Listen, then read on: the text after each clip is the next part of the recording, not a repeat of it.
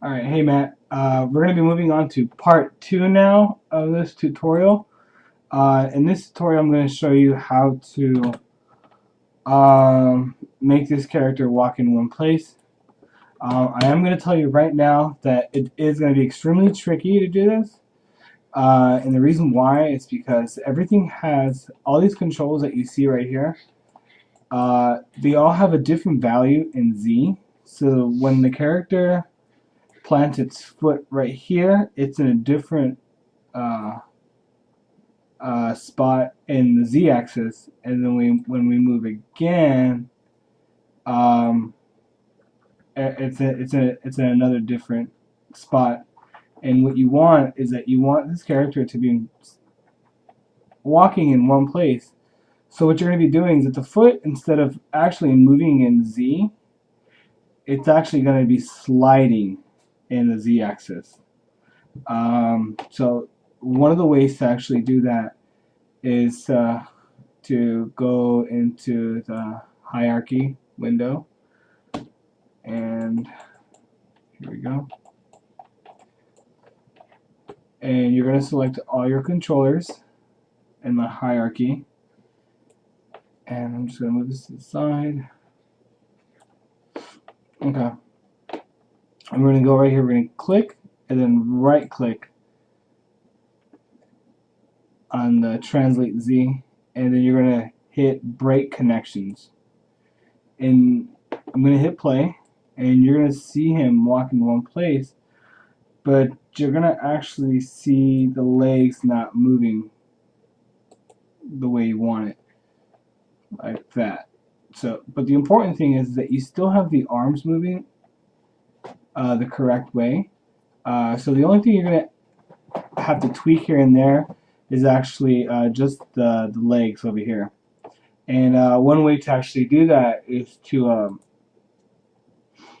we're going to go in here and we're going to actually select the correct controller. And you're going to select the left foot EFF. So that's the one that you want to animate. I'm going to bring this over here. And since we broke the connections to everything, we're going to go ahead and reselect everything. All your controls for this rig are right here. You're going to select that. Go to Translate Z, right click, key selected. Okay. And we're going to select the left foot EFF. And I'm going to turn on auto key for this one. And we're just going to jump to each keyframe on the ones that we need to adjust. So I'm going to hit this button over here, and that basically will step forward one key. We're going to hit that, and that, and this is actually where you want to adjust it. So we're going to go frame 1, frame 3, just go to right click, key selected, and then we're going to go to the next frame, and we're actually going to move that foot a little bit.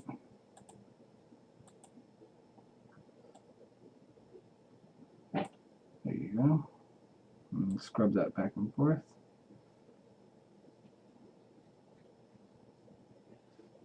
Let's actually try that again. Let's move that. I'm gonna move this controller here. Let's do it this way. So it's moving in one spot. And actually, you can actually see where the foot begins to lift. So if we see right there, you want to move that to like right there. We're going to skip forward.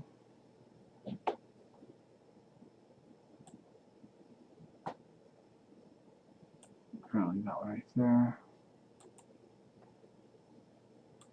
We're going to move this foot like over here.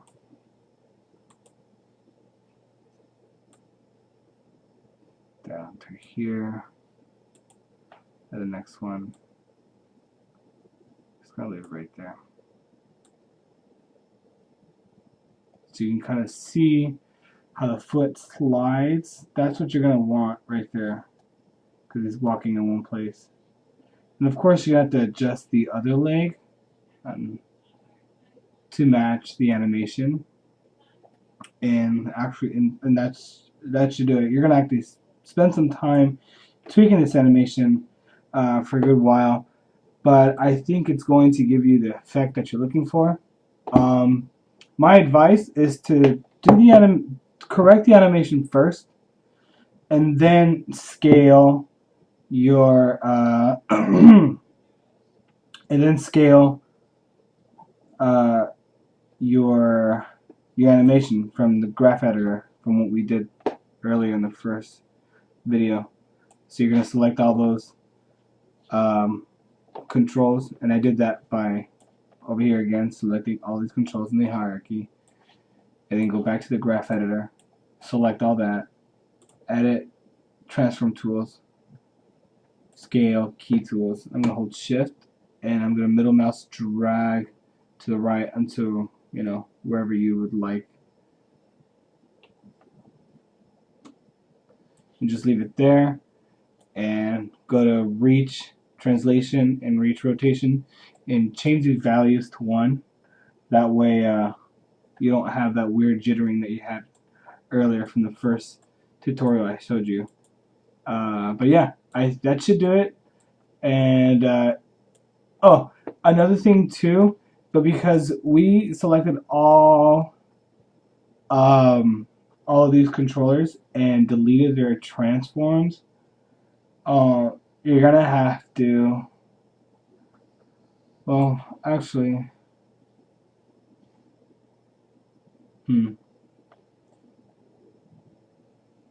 just make sure every time you set a keyframe for the leg, you set a keyframe for the rest of these controls. So just, you know, select and just go right click, key selected, and that should be it. If you have any other questions, let me know. Alright, later. Hey Matt, just giving you a quick video tutorial on your walk animation that you have over here.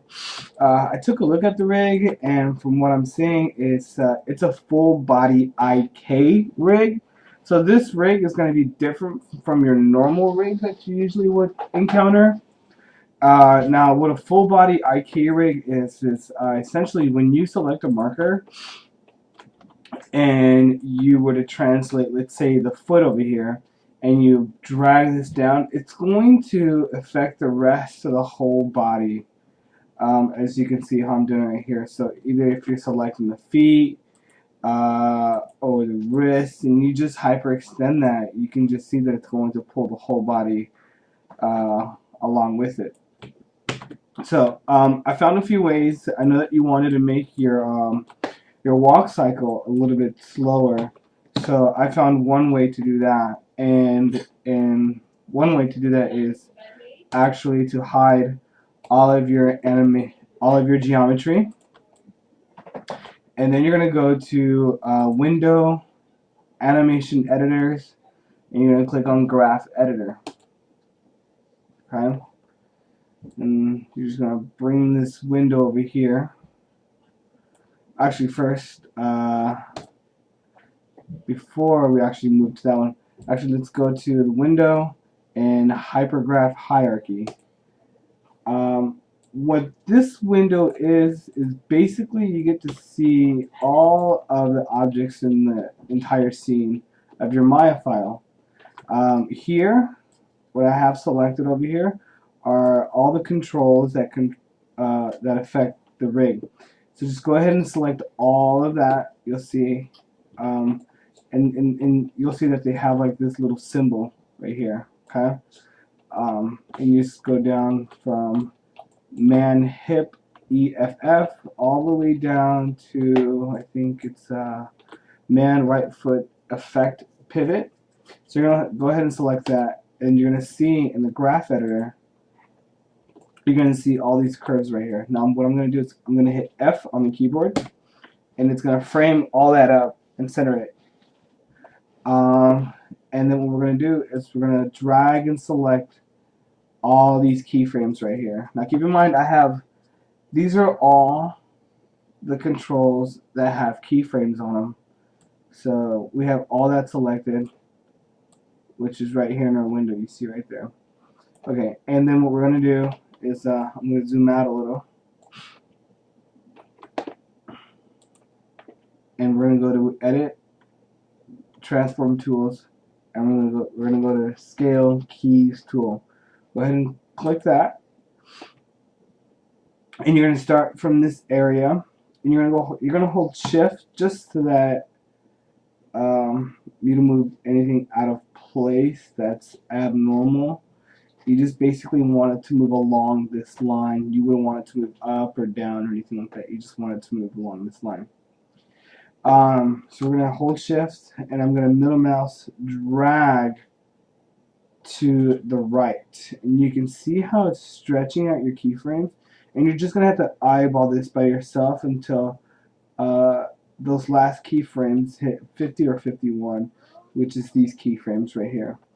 And we're going to go back, and I'm going to show your polygons, and let's see, let's stretch this out a little, and you're going to see that your walk cycle is actually it's going to be a little weird at first, and you can actually see that the geometry is not actually matching up with the controls that you have set here. So what we're going to do is we're going to do one more thing. Since we still have all these controls selected, we can go to the channel box editor. Go ahead and click on that, and you're going to see your translate, rotate, and scale show up. Now this part right here is what's going to help you. You're going to see reach translation and reach rotation. And right now the value is set to 0, so what you want to set that at is 1. So the only values these inherit is 0 to 1, so we're just gonna hit 1, and see now you can see that your animation is now lining up with the rest of the controls. So we're gonna go ahead and move back, restart the animation, and go ahead and hit play, and you can actually see that your walk cycle is taking twice as long, which is what the effect that you wanted. And it's okay. So that's one way to stretch out your animation, is to again. I know earlier I told you to just hide all the polygons and just drag and select. The only problem is that there's sometimes there's controllers that are hidden that you can't see in the viewport. So that's why I like to go to the hierarchy. And that way you have everything all laid out. You can just go ahead and select all of this right here. Yeah, and these are all your controllers again. So in the hierarchy, you basically have all of the objects that exist in your scene all in one window right here. So that's one way of stretching your animation. Let me frame that up one more time. And there you go. And next I'm going to show you, I know you wanted to make your animation walk in place. In the next video, that's what I'm going to show you.